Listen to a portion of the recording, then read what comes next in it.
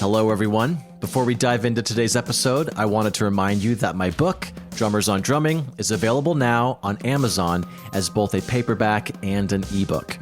Based on the Big Fat 5 segment of this podcast, where I sit down with my favorite drummers to discuss the 5 records and stories that shaped their approach to the instrument, this book is packed with insights from the drummers who redefined how we think about the modern drum set. You can grab your copy now by checking the link in this episode's show notes or simply searching Drummers on Drumming on Amazon. So thank you for all the support, and now let's get into the show.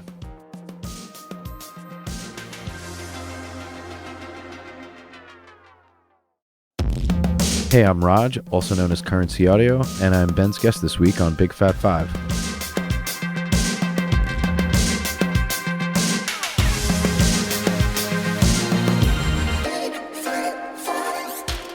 What is up? Welcome back to Big Fat 5, a podcast financially supported by Big Fat Snare Drum. This week's guest is Rajeev Maddela. He's a drum set artist, electronic music composer, DJ, computer programmer, and rudimental percussion instructor based in Brooklyn, New York. Under the name Maddela, he has released a host of singles and EPs. His production work spans the genres of experimental drum and bass, future bass, and UK garage, with a focus on live performance elements and wide sonic palettes. The first project I heard from him was Currency Audio, which is an improvisational performance project exploring jungle, IDM, UK garage, dubstep, and other various offshoots. Rajeev holds a degree in computer science from NYU, and his career as a software engineer spans nearly 2 decades. Let's just say he's a go-getter, and it was truly an honor to talk to him. Big shout out to Ian Maciak, aka Ian Hits Drums, for introducing Rajeev to me. And yeah, let's learn about the 5 records that shaped Rajeev Maddela into the musician he is today. This is a great one. Cheers.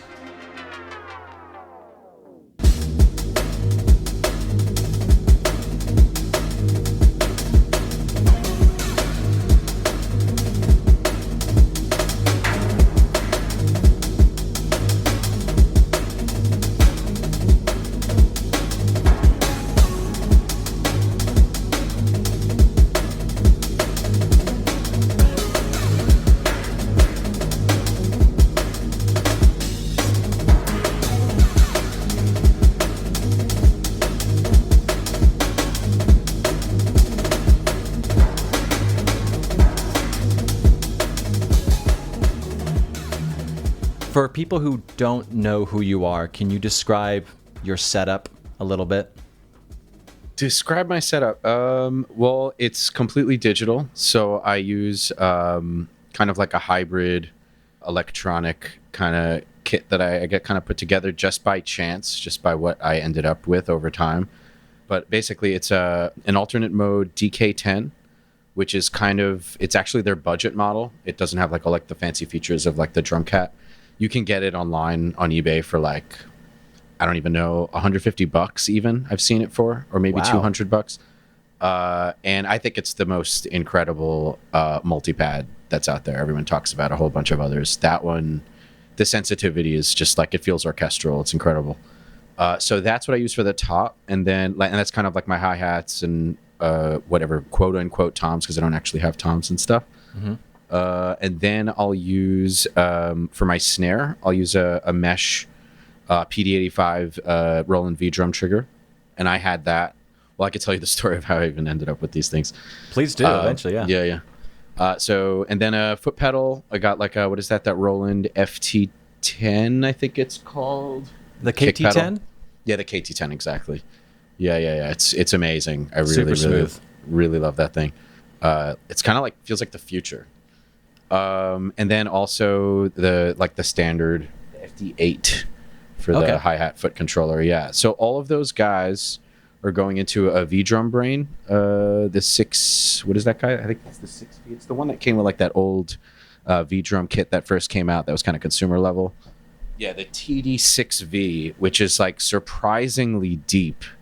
It's got a lot of deep settings on there, like all these different curves you can apply and crosstalk and like millisecond delay timings and all kinds of really that you wouldn't expect from like some beginner kind of module.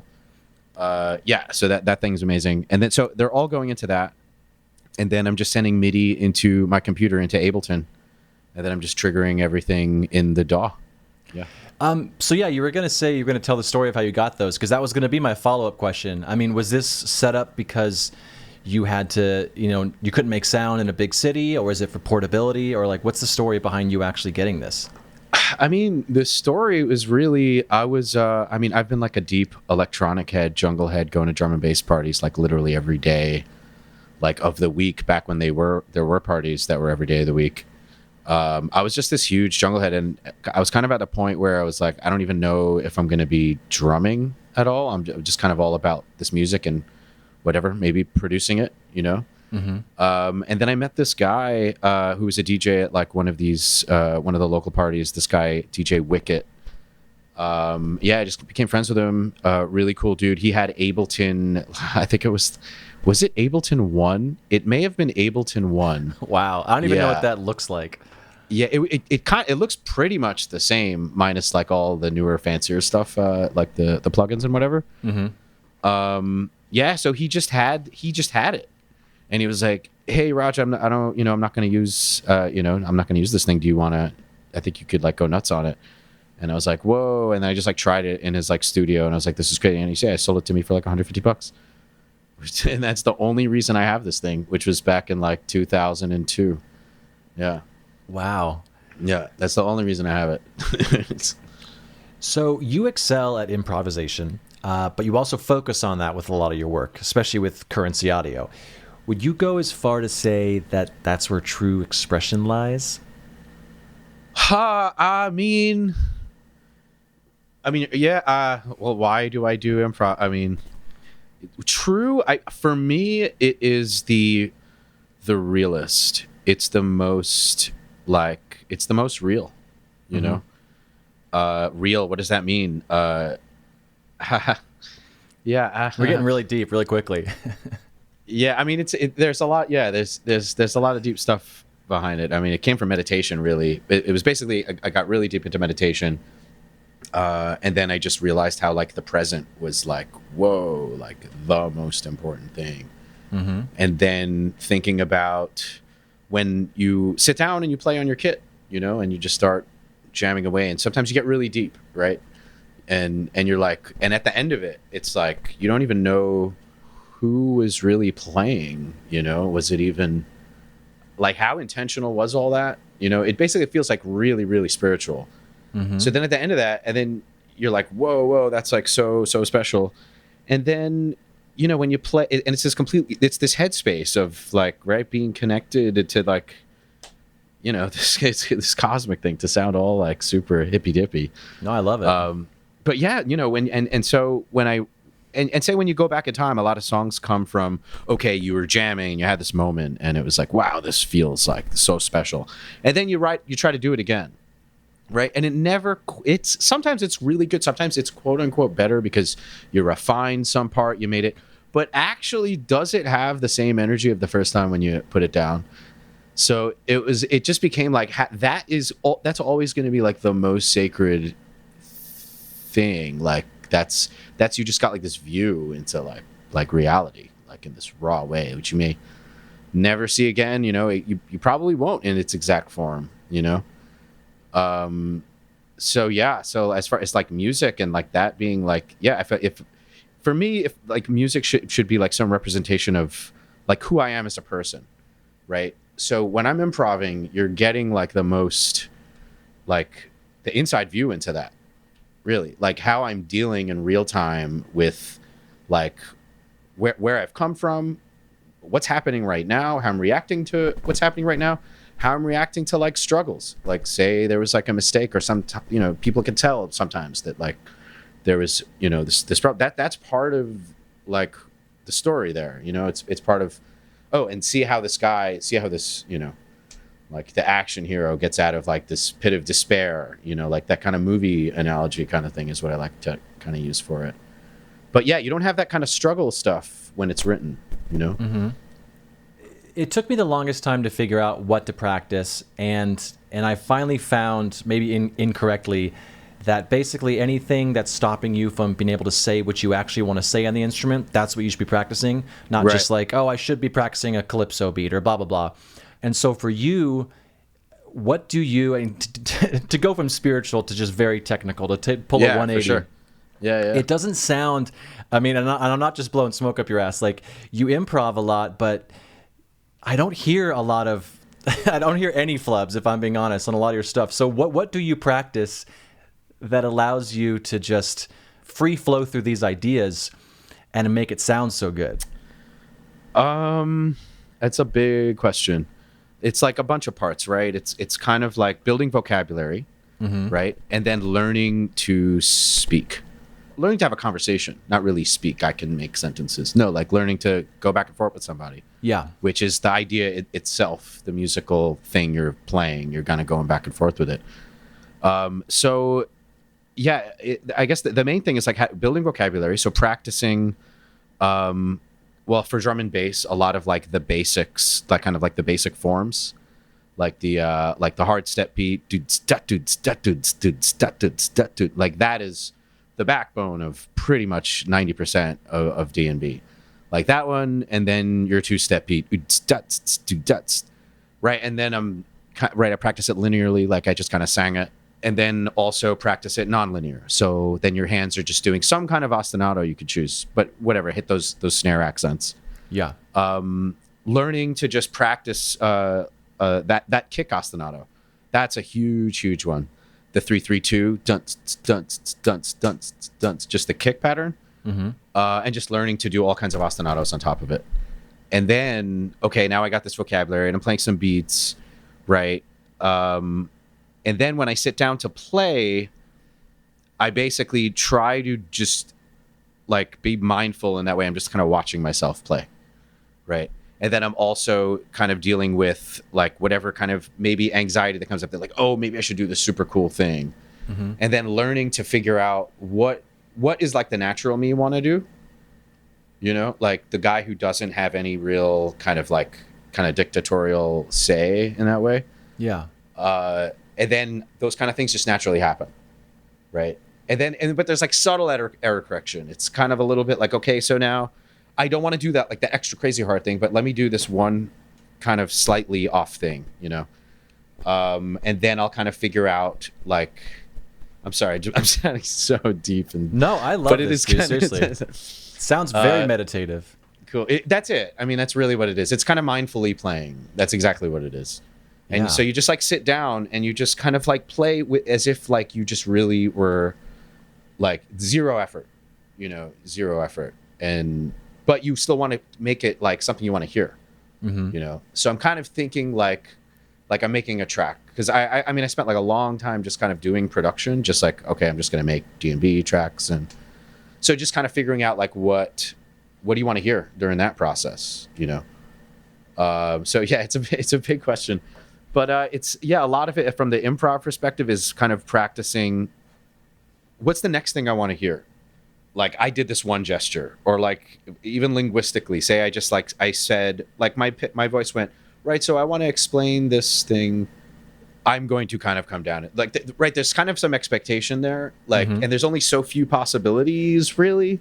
Sure. You know? So you kind of like work on that kind of flow state, you know? So yeah, I'm playing and like, oh, this one thing happened. Maybe it was a mistake, you know? But like, there's a few things that like we would all expect to hear, you know, after this thing has happened. So kind of practicing, just channeling that part of like, what's the most simple thing that will like satisfy this, like whatever, this expectation. So you have a degree in computer science from NYU. Do you find, this is like a really out there question, I don't even know if I'll keep this, but do you find creativity in software engineering? Is it something that, do you find creativity in that? I mean, like career-wise, it's very rare because, I mean, there's always creativity in everything, right? Yeah. You gotta, you know, nothing's truly cookie cutter. And even definitely computer science, you know. But like as far as create, like wow, like you know the feeling of making a new track or you know playing music with you know a bunch of fellow musicians, that level of creativity, you know, like feeling like you just gave birth to something, that kind of thing. that kind of only came around since I started like this project, coupled with the all the visual stuff that I do. Like that was the first time I felt like I was kind of using that brain or that hat in like this space of just like starting with like some creative problem, as opposed to like some whatever technical problem. Like I need to make this website so people could submit something or blah, blah, blah. Yeah. Yeah. Like this was the first, was like, okay, I have this creative problem. Like, okay, I want some visuals that react to me and I want you to kind of see me, but like not, and all these specific things. Or I want to be able to hit the drum and like, I need to be able to, if I lift my hi-hat, like this will happen. How do I, and then using for the first time, like really like, wow, oh, I have this computer science brain hat of mine that I could apply here. Yeah. So yeah, until this project, no, but I feel like it's really about, having that problem to solve, All right, so let's just hop into your top 5. These are really fun, and it's crazy. This first one, you are very dissimilar to the drummer that was on last week, and they were dissimilar to the one that was on the week before. But we've had a lot of Drumline stuff in the last few weeks, and the first 50 episodes, it was almost not mentioned at all. So maybe it was just from what the drummers that I've been attracted to the last month or so, but it's been really fun because I know so little about that world, so it's been really beneficial for me. So this one came out in '93. It's the Star of Indiana Drumline, and it's them practicing on, it looks like a shore somewhere, but let's just play a little bit of it and then we can talk about it afterwards. But here we go.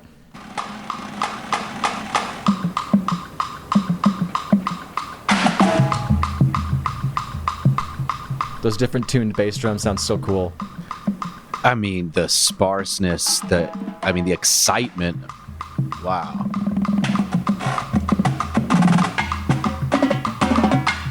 And there's not that many rudiments going on. It's not even about that.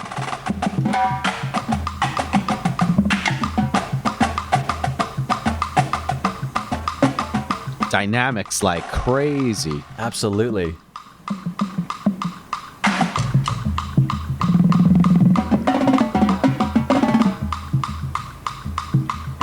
Listen to the whole thing. It's only a minute long.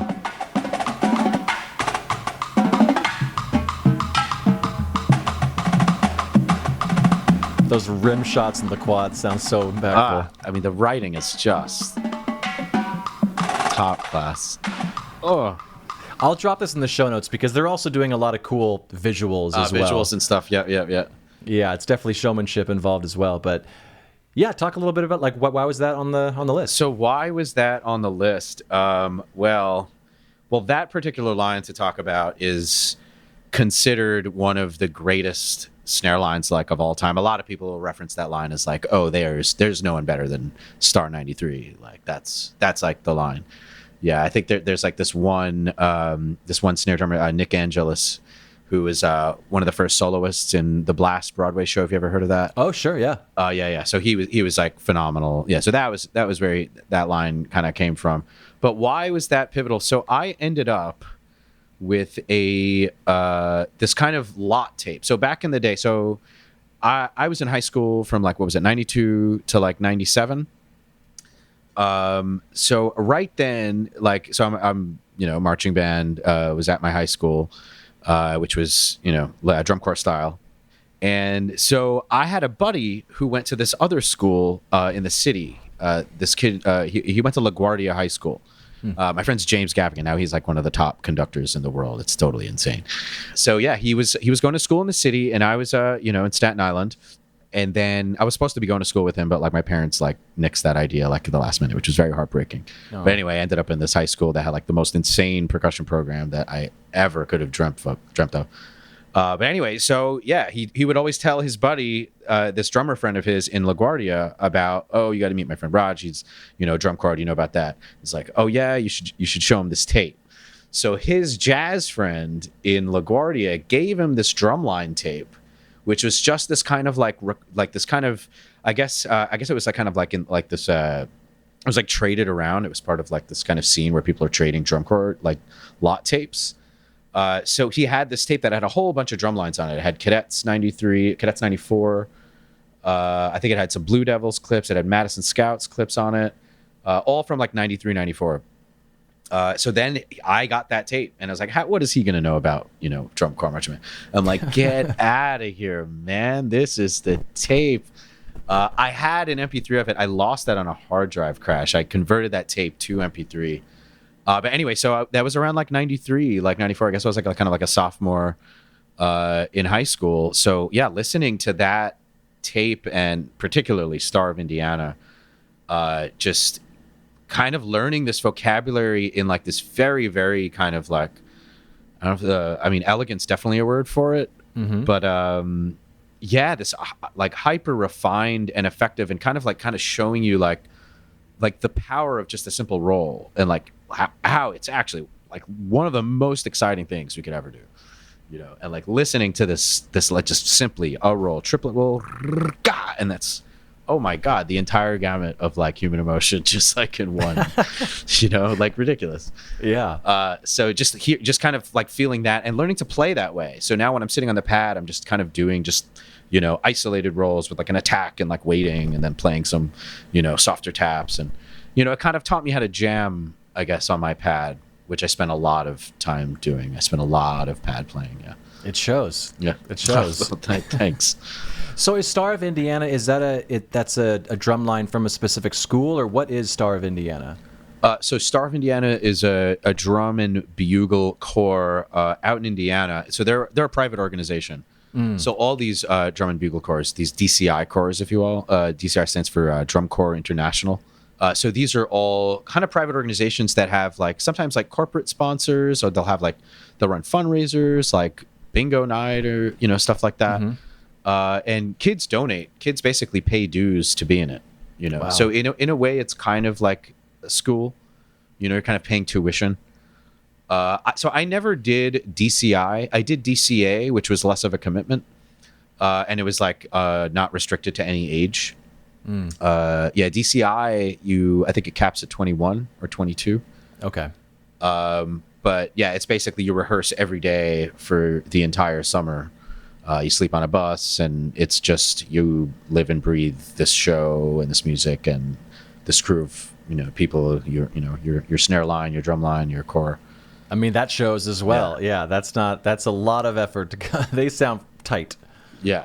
But it's also really about just very clear guidelines, very clear definitions of accent heights and placement on the drum, which, that doesn't have to be unique to marching band.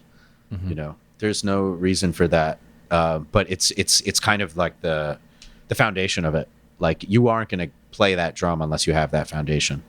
Okay, where's your zone 3, your zone 2? What's your 45 degree? In my high school, we did 45 degrees, degrees and angles. Most other DCI lines or DCA lines will use inches, like 3-inch accent, 6-inch accent. Wow. 9-inch accent, 12-inch accent, 14-inch accent. Yeah. But it's easy. So you have like this very specific reference point, and then you say, okay, everybody, we're going to do a 14. All right, everyone pretty much looks the same. Yeah. Yeah. Again, click on the video, guys. Watch it. It's amazing. Let's go to number 2. So the album is Traveling Without Moving. The release year is 1996. The artist is Jamiroquai, and the song choice is Do You Know Where You're Coming From? And the drummer is Derek McKenzie. So yeah, let's just play a little bit of this.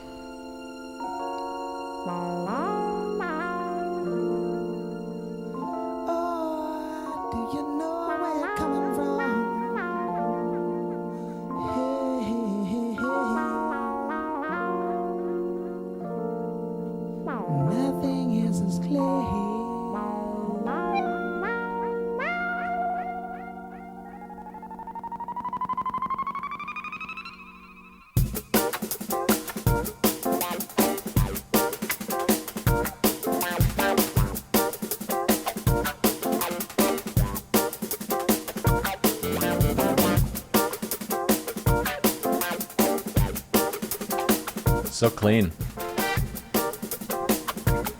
See, but it's not just live drums, which is what I thought it was. Yeah, I was like, how is this happening? How is this tambourine happening?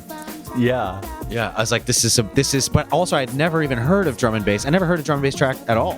So it's like, this is all like, I didn't even think that there was a digital, especially because it's on this live album by Jamiroquai. Yeah. That bass, the bass stuff, I was like, whoa, what is this? This is like, Don't. Yeah. yeah. Like, this is definitely funk music, but like, I feel like I didn't quite ever hear this before. Yeah. Yeah. Somewhere you never ever been before.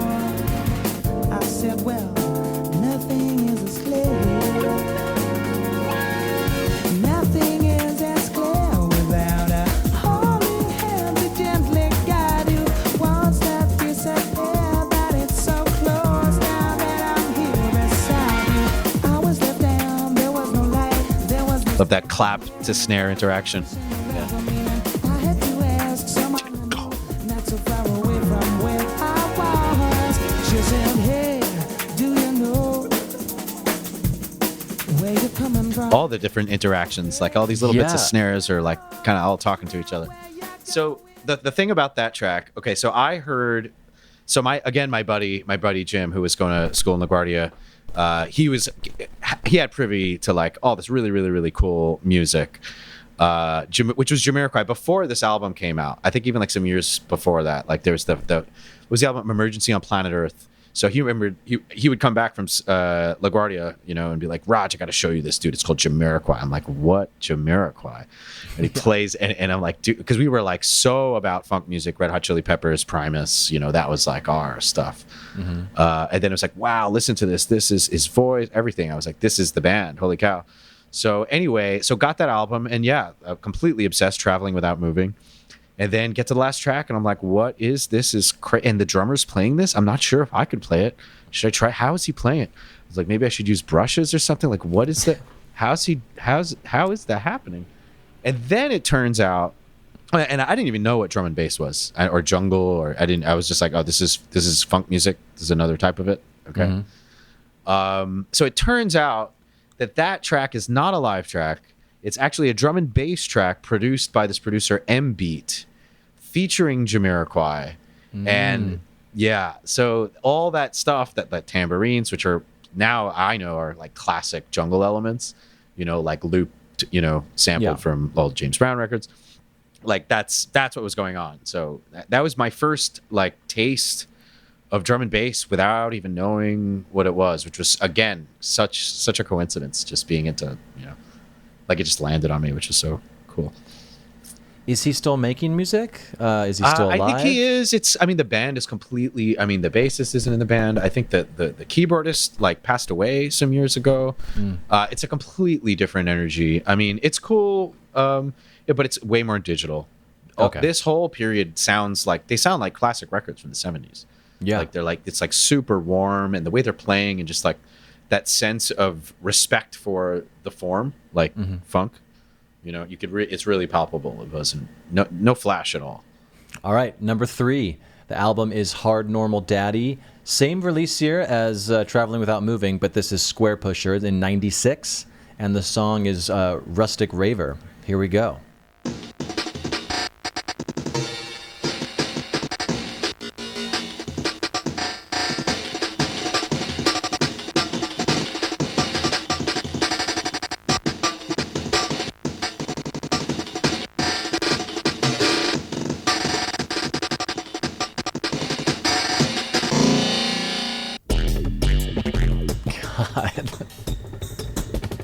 This track is from the future. It's still from the future. The melodies that the layering, just never quite happened ever again by anyone, including himself. Yeah. Wow. Yeah. This whole album is absolute pinnacle.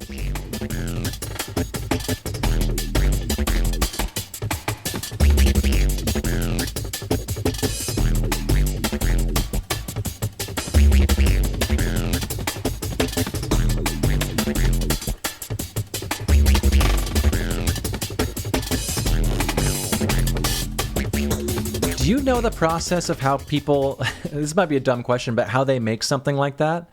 I don't know. Is it random? Does he slow it down and he does it and then he speeds it back up? Like, how do you...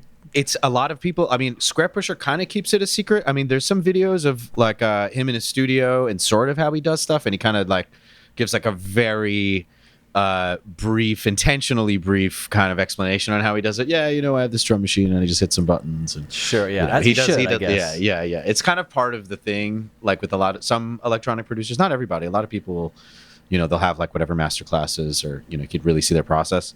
But yeah, I mean, he's a bassist. He's like this virtuoso fretless bassist. So I think he started out just kind of programming beats on just a drum machine, like a simple, like whatever, like an 808 or like a 909, just so he could play along to. I don't know how his method changed since that. Maybe it sounds like he would just kind of tap in stuff slow and then speed it up. It seems like kind of like the obvious approach there. Yeah. But I think a lot of it was live playing. There weren't any computer screens that he's sitting with a mouse. Yeah, I don't think that was happening. Yeah. Because and there were those like triplets at the very beginning and stuff. He's very rhythmic, very rhythm focused. But yeah, I mean, to say Square Pusher's rhythm focus is the most generic way to say that. But I think he likes rhythm. He's totally into it. So where were you when this record came into your life? Okay, so I just got to college, NYU, 1997. I am now like kind of really, really into electronic music. Specifically drum and bass, right? So since the last track, which was traveling, Do You Know Where You're Coming From? I got the bug.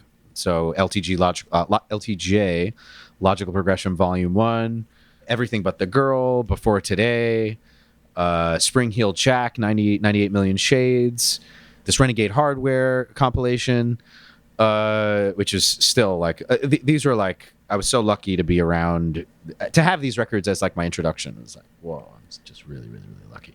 Yeah. But yeah, so I was super, super into drum and bass. And then my friend had an issue of Herb magazine. And it had, their top 10 lists of all the genres. And one of them was like best top 10 drum and bass albums of all time or whatever, maybe that year or something. Yeah. And number two was this record, Hard Normal Daddy. And I was like, yes, wow. And then I remember going to yes, wow, I need to get this record. Okay. And then I go to Other Music, this record store that was in the Village at the time. It was kind of the place for underground music. The coolest stuff. And everyone working there was like the coolest. They knew everything. It was really like this kind of mecca for all the heads. Anyway, so yeah, I would go through their the electronic bin, and then they had that CD, and it was $27 because it was an import. And I was like, oh man, I'm a student, but you know what? My mom gave me this credit card, so I think I'm gonna this is for my education. This is for the, It really is, yeah. It really was. So yeah, I just got it, and then I listened to the record, and I was like, whoa, this isn't drum and bass. What is this? I don't even know what this is. It sounds like drum corps music, really, and it sounds like digital drum corps music, which is awesome. It's not quite what I signed up for, but yeah, I memorized almost like every lick on that entire album. And then, yeah, I mean, if I kind of already said it, right? Instantly, I heard this instant connection between rudimental drumming and electronic music. I was like, oh, this is drum corps. This is literally our drum corps patterns, chime modulations, open rolls, accents, tap rolls. Yeah, it was. Once I get a MIDI controller where I have a MIDI drum pad, oh man, I'm just gonna be able to play this. I don't know when that's gonna happen, which didn't happen until like maybe I think another 15 years later, if not even longer. Yeah. But yeah, that bridged that gap and just showed me that the incredible possibilities with this music. Like, wow. All right, so number 4, the album is Future to Future. The release year is 2001. The artist is Mr. Herbie Hancock, and the song is The Essence and Kirsch Kale.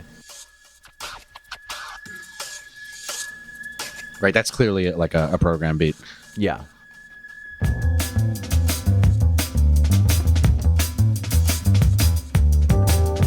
What's your number? Do you know? Don't you think that it's time to wake up from your slumber? This is to be told. Look into the stars. Just like his restraint. What's your number? Do you know? It's like you can tell he knows the coolest thing is exactly what that ghost note phrase is. Yep. Like that's actually what that whole beat is about. Yep. Yeah. This is to be told. Look into the stars. Is there a name for that little back and forth single stroke? Before I don't know. People kind of just call it a snare skip. Okay. We're doing snare skips. I don't know if that's an actual official term.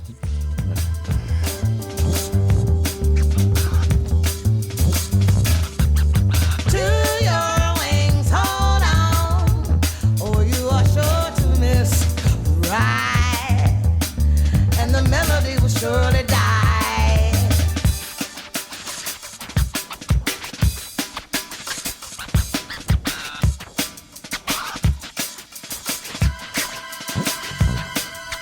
This is to be told. Look into the stars. The essence of our souls. This is who we are. Yeah. So that record was when did that come out? I think around like 2000, 2001. Yeah, I think it says that song was 2002, but on Spotify 2002. it was 2001. I don't know. Yeah, Yeah, around I think that time. I think it's right. I was still in college at that point.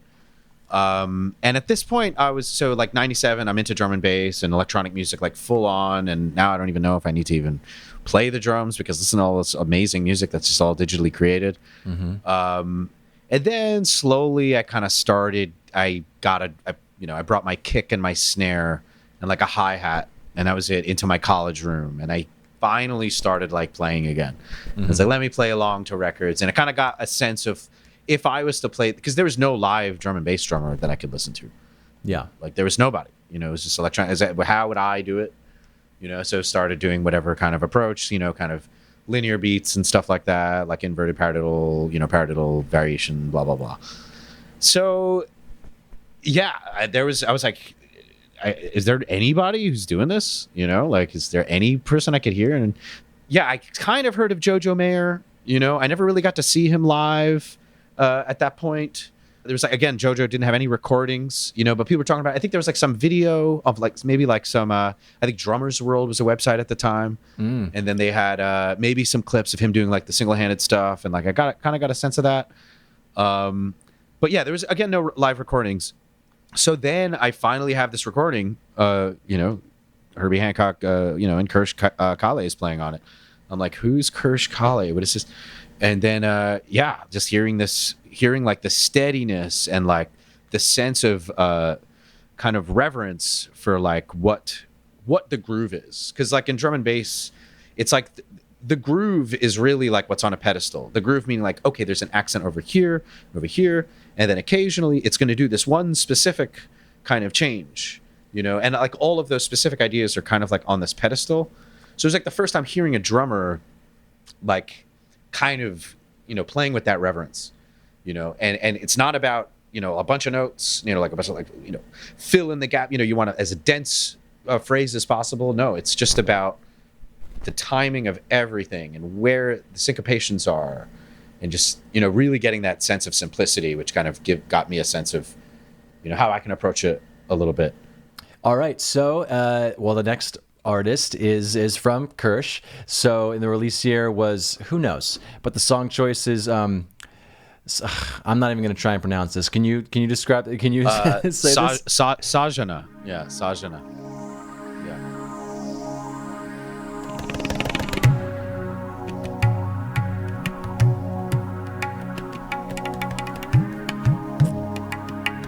That's Kirsch playing tabla. Sounds so bad.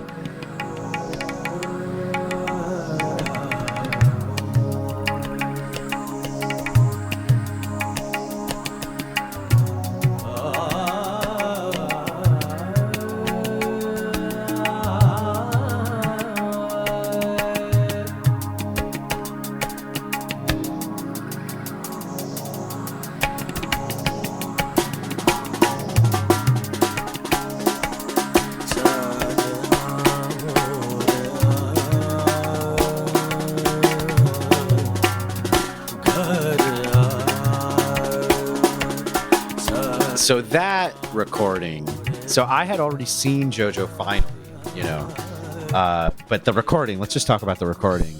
Yeah. I don't think I really met Kirsch yet at that point, or we did, but we were kind of like acquaintances. So he was a DJ for, actually he was a DJ for this off-Broadway show for our friend Ajay Naidu, who actually was the guy in, the Indian guy in Office Space. Okay. So yeah, he was like a friend of ours. So he had this off-Broadway show, which was this kind of one-man live act called Darwaza. So my friend Atul, who went by DJ Zakam, he was DJing for that show, before, in between acts and whatnot. Mm-hmm. So he made this compilation disc and he let me borrow it. So on that compilation disc was this live rendition of Sajana, which is a Krish Kale track, with Jojo Mayer, which was very rare, like a recording of Jojo. Oh my God. So Kirsch and Jojo were doing a lot of gigs together during that kind of period. I think they played at Shine. I think he was kind of part of the Prohibited Beats a little bit. That kind of earlier, kind of the live D&B movement that Jojo started. But whatever it was. So now I have this recording and I could just listen to it and learn these licks. And because if I could just learn these rudiments, I can basically kind of do pretty much any accent pattern, right? So that was what this record served. It was really like the foundational rudimental book for me, which I still use today. Yeah, that was that recording, which never came out, which is the only, I had to ask my buddy again, because I used to have the CD, and then like that CD got completely destroyed. At that point, I finally like internalized all like these beats and whatever, but still, I want to hear this recording.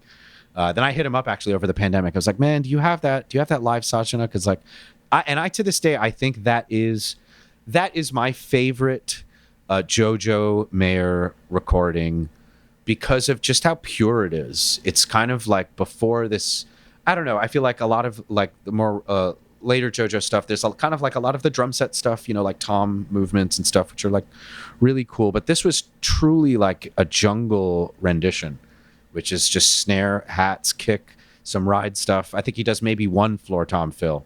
But yeah, that strictness and reverence, again, I use that word, right? Like both of these recordings had like that reverence to what makes drum and bass cool. So yeah, that record, I wouldn't be the drummer. I wouldn't be playing this stuff if I didn't have that record. Yeah, for sure. Yeah. Well, that's your 5. I do want to give you the opportunity to talk about like where can people find you? Where can they find out what you're doing? See you live, all that jazz. What's the best resource? I mean, to be honest, Instagram is really, really like the best resource. It's kind of like my kind of hub for like all those kinds of things. Like, so I have like a link tree in there. So my Instagram's Currency Audio. Mm-hmm. But Instagram is definitely the spot. And then I have like a link tree, and I'll post in my bio like any new events that are coming up. I'm playing it Nowadays, which is a kind of a dream. It's kind of like my favorite sound system in New York. One of my favorite in the world that I've ever listened to. So I'm playing there on this Tuesday, July 12th. So yeah, check that out. And then I'm playing a gig in Detroit on the 23rd with Krish Kale, actually. That's at I forget what the name of that festival is. That is, Concert of Colors, I believe it's called. I think Amp Fiddler's also on that bill. Some cool acts. Oh, cool. And then I'm playing with Jonathan Marin, who's a dear friend of mine, who I also only know because through Krish Kale and playing gigs with Krish. Wow. So yeah, Jonathan Marin was the bassist of Groove. The bassist of Groove Collective, one of my favorite bands. Back when I was in college. Coming off Jamiroquai and really into funk music. So yeah, I've been playing with him for a while. So we're doing a gig in Stowe, Vermont, I believe on August 6th and August 7th. Okay. And that is I forget the entire lineup. We got Ben Stevers playing keys, Mike Maz, who's a trumpet player from Skinny Puppy, playing on that, and then I forget who the fourth guy is. I forget. We this kind of a reunion, but he's kind of joining us for this one. But yeah, that's at Stowe, Vermont, which is going to be at Alchemist Brewery. If anyone's into beer, if you know about that brewery, that's like an oft coveted They're the home of the Heady Topper, which used to be, well, right, that was like the #1 beer in the world or something like that. They used to have armed guards in front of this place to like make sure people are, yeah, it was like more Jesus. valuable than gold or some craziness like that. Hey, man. Just check out my Instagram, and yeah, that's where I post stuff. Dude, again, thank you a million for having me on this. Thanks for having Huge. rad answers. All right, cool. All right, man. I'll talk to you soon. Talk to you soon. Bye.